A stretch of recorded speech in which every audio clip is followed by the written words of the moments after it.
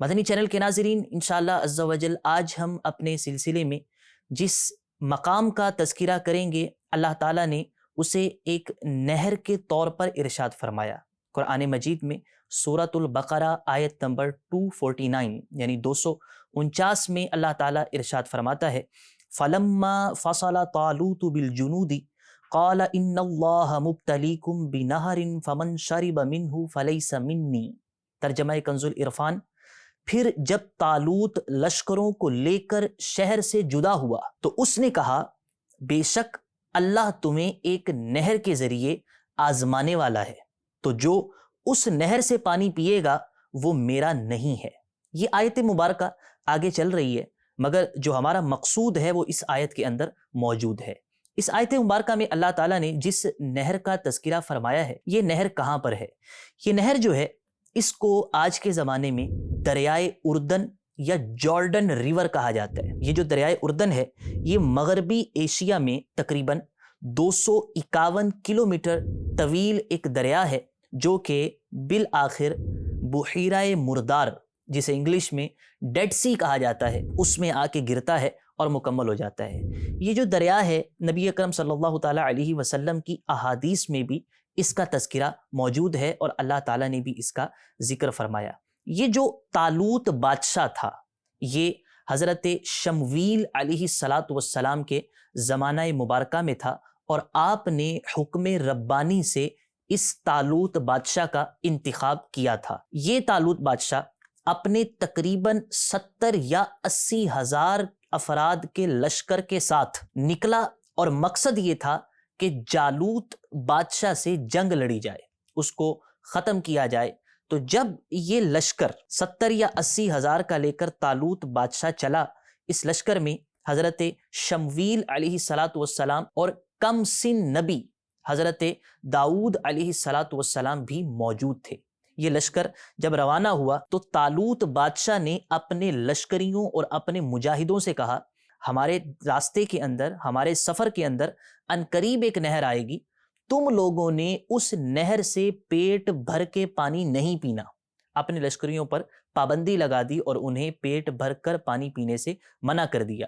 طالوت بادشاہ نے جو منع کیا تھا وہ حضرت شمویل علیہ السلام کی وحی کی بنیاد پر کیا تھا، کیونکہ اللہ تعالیٰ نے حضرت شمویل علیہ السلام کو وحی فرمائی، اور آپ نے طالوت کو حکم دیا کہ لشکریوں اور مجاہدوں کو یہ حکم دے دو اور پابندی لگا دو کہ وہاں سے پانی نہیں پینا۔ در حقیقت یہ لشکریوں اور مجاہدوں کے لیے ایک امتحان تھا، اور ان کی پڑتال کرنی تھی کہ اپنے بادشاہ کے حکم پر کون چلتا ہے۔ یہ ایک نفسیاتی اور بڑا خوبصورت طریقہ کار بھی ہے کہ کسی بھی بڑے کام کو کرنے سے پہلے جو آپ کی ٹیم ہے، آپ اس کی پوری پڑتال کیجئے کہ کون سفر کی انتہا تک آپ کے ساتھ چل سکتا ہے۔ تو یہ جو نہر سے پانی پینے سے پابندی لگائی گئی تھی، یہ اسی پڑتال کی بنیاد پر تھی۔ جب طالوت بادشاہ نے منع کر دیا کہ یہاں سے پانی نہیں پینا، تو جب یہ لشکر روانہ ہوا اور اس دریائے اردن پر، جس کو خدا نے نہر ارشاد فرمایا، جب وہ سارے اس جارڈن ریور پر پہنچے تو یہاں پر پہنچ کر آپ کے مجاہدوں نے، جو طالوت لشکر کے لشکری تھے، ان میں سے بے شمار لوگوں نے وہاں سے پیٹ بھر کے پانی پیا، کیونکہ یہ گرمی کا موسم تھا، بڑی شدت تھی، صحرائی علاقہ تھا۔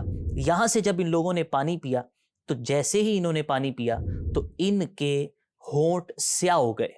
تو یہ لوگ جنہوں نے طالوت کے حکم کی پابندی نہ کی، یہ وہاں سے آگے تو بڑھ گئے، مگر آگے جا کر انہوں نے جب جالوت کا لشکر دیکھا، اس کی قد آوری دیکھی، اس کی طاقت کو دیکھا، تو اس سے لڑنے سے انکار کیا۔ اور طالوت لشکر کے ساتھ فقط جن لوگوں نے اس حکم پر عمل کیا تھا وہ تقریباً صرف اور صرف 70 یا 80 ہزار میں سے 313 باقی رہ گئے تھے، اور ان لوگوں نے آگے سفر کیا، لشکر مکمل آگے گیا، مگر دیگر نے انکار کر دیا۔ لیکن وہ جو 313 تھے، انہوں نے طالوت کے ساتھ بڑھ کر لڑنے کا اظہار کیا۔ قرآن مجید میں اللہ تعالیٰ نے ارشاد فرمایا، قال الذین یظنون انہم ملاق اللہ کم من فئۃ قلیلۃ غلبت فئۃ کثیرۃ باذن اللہ واللہ مع الصابرین۔ ترجمہ کنز العرفان۔ جو اللہ سے ملنے کا یقین رکھتے تھے، انہوں نے کہا بہت دفعہ چھوٹی جماعت اللہ کے حکم سے بڑی جماعت پر غالب آئی ہے، اور اللہ صبر کرنے والوں کے ساتھ ہے۔